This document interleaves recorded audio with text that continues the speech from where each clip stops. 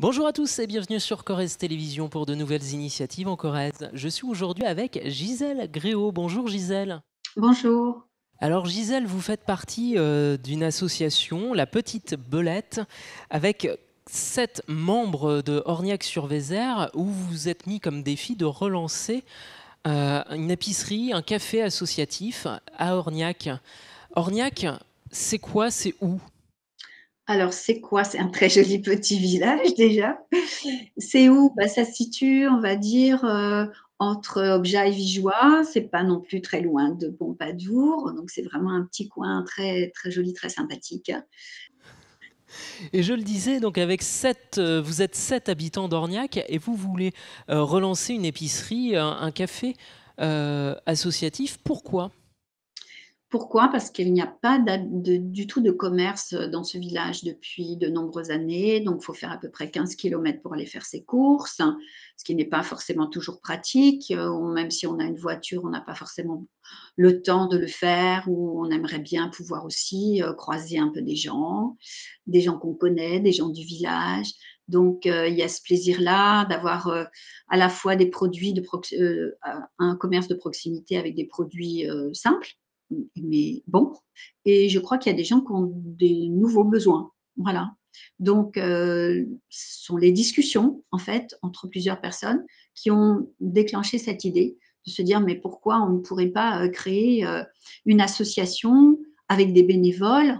On n'ouvre pas ce commerce pour faire, je dirais, de l'argent, mais vraiment pour rendre service et pour créer un lieu d'accueil aussi, voilà, de rencontre. Ce lieu, il est prévu pour ouvrir à partir de quand?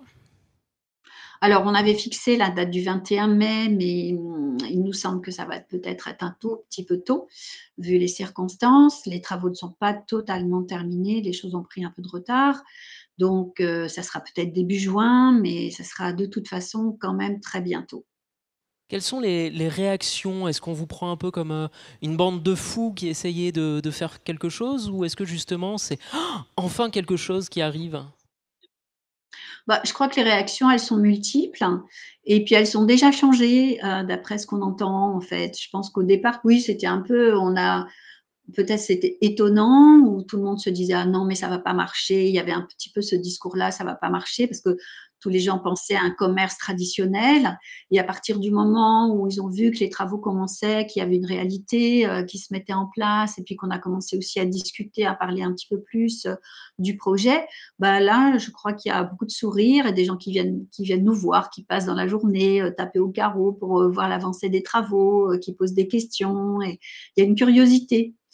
L'idée, donc, c'est d'avoir les produits de première nécessité et puis Oui, surtout un lieu de vie, un lieu d'échange. des éléments de première nécessité, comme vous venez de le dire, mais aussi on va faire appel à des producteurs de la région pour qu'ils puissent aussi proposer leurs produits différents. Et puis de faire aussi un petit coin pour le bio, parce qu'il y a des gens aussi qui ont réclamé d'avoir aussi des produits bio. Donc voilà, on va peut-être partager la boutique en trois thèmes, on va dire. Voilà, en plus du petit coin café.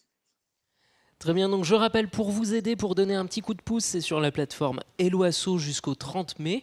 Et puis on pourra venir Oui, vous voir à l'ouverture début juin à peu près, à voilà, suivre en tout tout cas. à fait. Merci beaucoup Gisèle Gréau Je d'avoir vous en répondu à mes prie. questions.